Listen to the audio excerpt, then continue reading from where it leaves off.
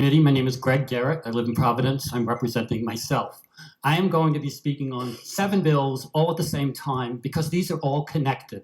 Every one of these bills is related to toxins and trash in our neighborhood and plastics.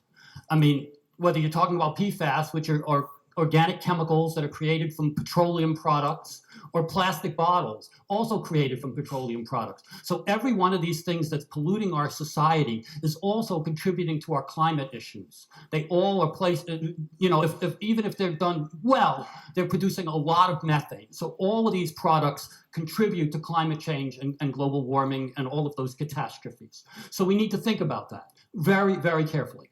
Also, every one of these products, we have something else we can use instead. We've switched to plastic because it's light and it's relatively cheap, but it's not relatively cheap for the entire planet or for our communities. It's just cheap for the people who are making the profits on it. You have to, I'm really actually surprised that I haven't seen the plastic manufacturers and the chemical companies here, because they've been saying no to anything useful for as long as I've been coming up here, which is 27 years. I lived in Maine before this. Bottle bills work. They absolutely work. Redemption centers work. Retail stores work. It does work. We can make it work. And the fact is, I was on the state litter task force 15 years ago. We were talking about this. And in those 15 years, not once has the beverage industries in this state come up with a proposal that would actually do anything. They keep saying no, but they never come to what are they going to do that actually works. They've never done it. They have no plan except to say no and to keep preventing things. It's kind of disgusting that they do not have a solution. They are the ones who know that they are benefiting from the trash.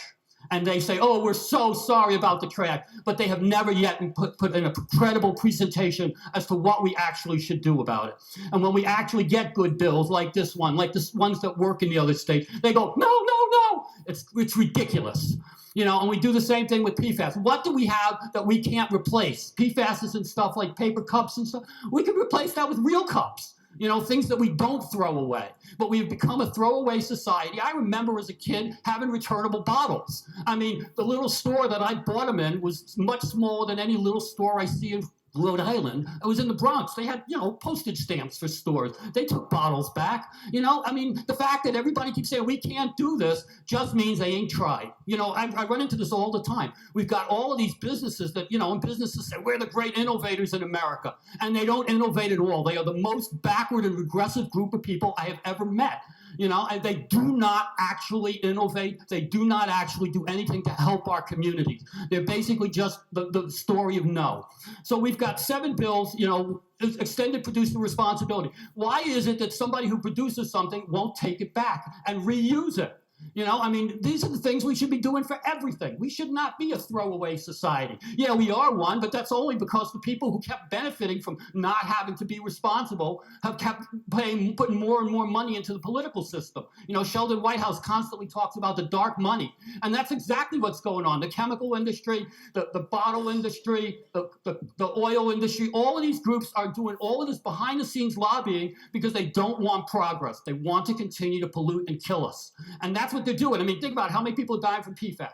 How many people are dying in Cancer Alley, the place where they crack all the petroleum so that they can make plastic. None of the people who are talking about not doing this are giving us solutions that will reduce the amount of plastic in our communities.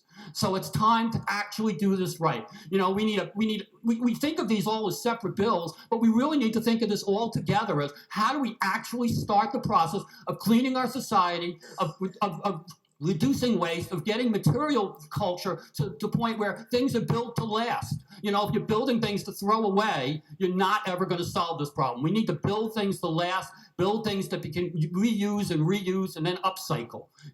This whole thing about, why they got rid of glass bottles. They didn't want to take them back. They didn't want to wash them. Somebody said they represent Yacht Club. Yacht Club takes their bottles back and they wash them and they reuse them.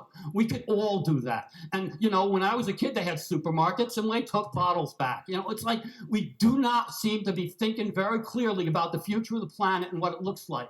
The climate change is going to do immense damage. The plastic industry is a absolute critical component of it. As we reduce the use of fossil fuels, they're trying to push more plastic on us because that's how they're going to keep their oil wells opening instead of doing the right thing. So I commend to you all 7 of these bills. Every bill in America that's ever been presented could be amended and edited and improved. And I don't have any problem with somebody saying, let's improve a bill. But the fact is, you've got to stop listening to the negative nabobs of capitalism who have never innovated in their life. Thank you.